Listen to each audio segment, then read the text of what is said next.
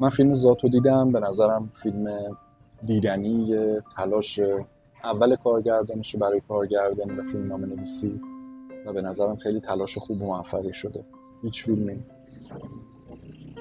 کامل نیست و قطعا یه سری نکاتی درش وجود داره که یا به سلیقه من نمیخوره یا با منطق من جور در نمیاد، ولی در این فیلم با حداقل اینا رو برو هستیم و فکر میکنم که در شرایط کنونی و با وجود تکثر ایده ها و ساختایی که الان رو برو هستیم، فیلم به دلیل کمینه گراییش فیلم قابل احترامیه. موضوع فیلم هم خیلی موضوع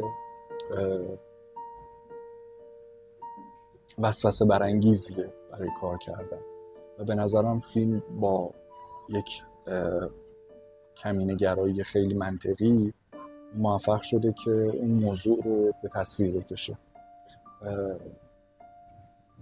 از نکات خیلی خوبی که داره به نظرم این تمرکز فیلمساز روی موضوعشه که باعث میشه ما هم به عنوان مخاطب متمرکز در حقیقت این روایت رو دنبال کنیم.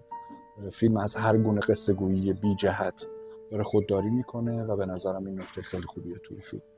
امیدوارم که موفق باشیم، روز به روز هم فیلم‌های بهتر و بهتری بسازیم. خیلی مخلصم.